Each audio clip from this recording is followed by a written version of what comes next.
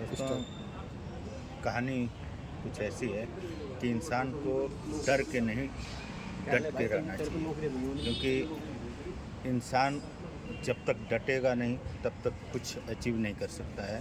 क्योंकि एक छोटी सी कहानी आपके सामने रखना चाह रहा हूँ कि एक जंगल से शेरनी जा रही थी और उसके पीछे शिकारी पड़े हुए थे और वो भाग रही थी। गई एक टीले पर पहुंची और टीले से उसने छलांग लगाया और उसी समय उसने बच्चे को जन्म दिया। बच्चा जाकर के नीचे गिरा।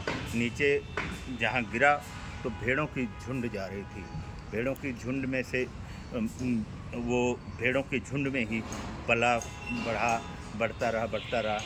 वो उसको अपना अस्तित्व खो गया था उसका, कि मैं वास्तव में वो अपने आप को भेड़ समझने लगा था।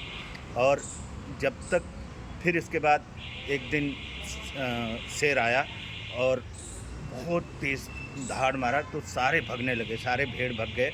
वो छोटा था इसलिए वो पीछे रह गया। शेर उसके पास गया, बूढ़ा शेर, कहा डर मत, तू तो हमारी जैसा है। लेकिन वो डर रहा था, कह रहा था मुझे मत मारो, मुझे छोड़ दो।